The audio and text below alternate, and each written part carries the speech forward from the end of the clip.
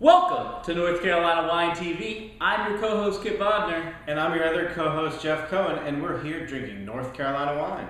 We are. What do we have today, Jeff? What do we have today? We have Barebones unoaked Chardonnay from Old North State Winery. Okay. And as you remember, way back, an episode whose number It's fleeting. It's it gone. is. Okay. It's failing me. But they make a wine called Restless Soul. Yes. And the story behind Restless Soul was they actually found a skeleton arm in Nice. in their building in downtown Mount Airy, and it became the inspiration for the wine. Well, this wine is actually, they created a girlfriend For their arm. for the arm, I for the like skeleton that. arm. Okay, so this is the sister wine to the Restless Soul Red, Yes. the white wine version. Yes. So this is an unoaked Chardonnay. I will say the Old North State folks do kind of get confusing sometimes because they have different lines of wine.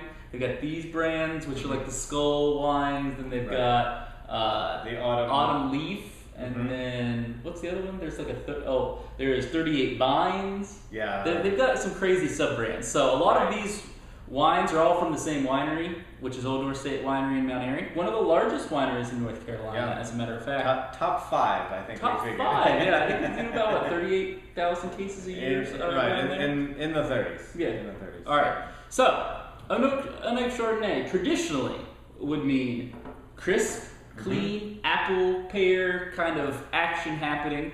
Let's see. We're drinking this slightly chilled. We've got it poured into our glasses.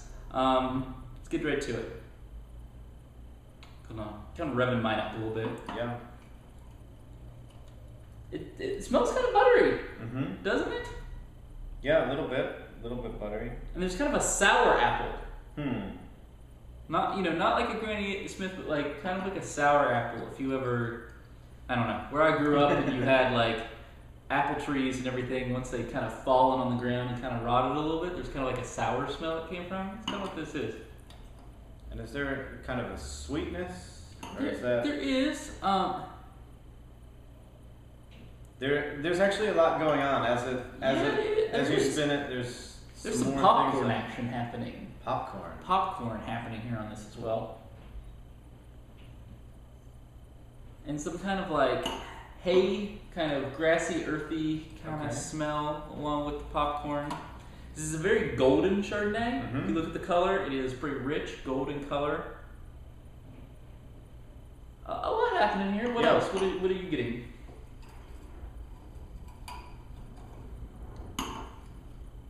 My nose feels like it's out of practice, which I've actually since learned it's my brain, not it's my your nose. brain that's out of practice. That's right. My brain is out of practice.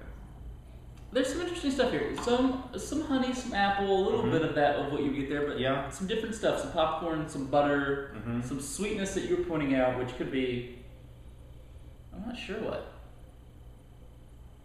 But there definitely seem to be some layers. Yes, there is. There's pretty good complexities here. So let's give it a try.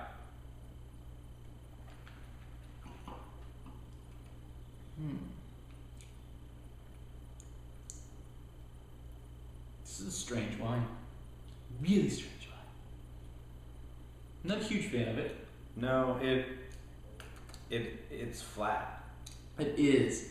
It looks like when you look at it right now, you think, man, this is going to be like a very rich, supple kind of white wine. Right. And crisp and refreshing. But with the good body and everything, it doesn't have it. It just falls completely flat for some reason. Yeah. And I'm going to give it another try.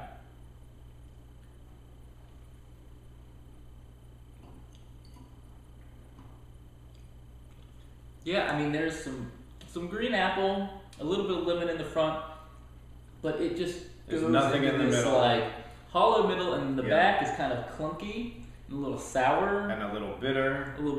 The tannins are nice. I mean, the tannins are very dry. It has a good tannin structure. That just the weight of the wine is too thin. Yeah.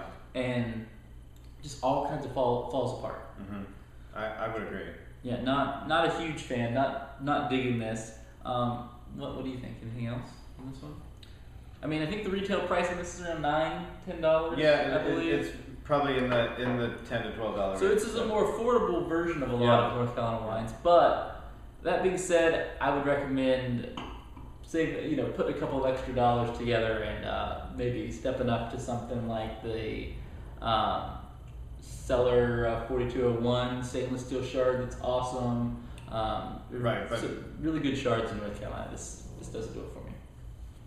From a distribution standpoint, this is really easy to get. This is easy to get. This is a lot in a lot of stores, a lot of Harris Teeters and everything in North Carolina. So, if you want to try and see if you agree with this, it's a fairly low cost way to try along with us. So please feel free to go out and see if you think we're crazy or not. But the nose on this wine is really, really interesting, and there's some really fun and fascinating things about it. It's just when I go to try the wine, it just really disappoints. Right. It doesn't follow through from the nose hardly at all. There's almost nothing that carries. It just falls really flat. Yeah. It's kind of watery. I'm sitting at probably a 1.5 on this wine.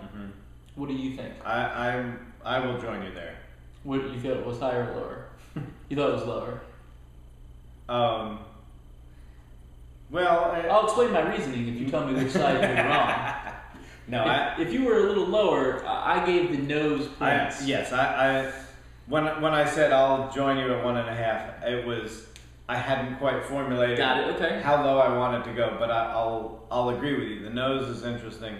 The nose sort of gives you a little something. Yeah, not a terrible wine. There's just not a lot here. Yeah. A lot of other wines, even from Old North State that we've had that have been much better. Yeah. So I'm going to go 1.5 on this. Jeff's going to agree. I'm and we're going to close it out. Here's to the Old North State.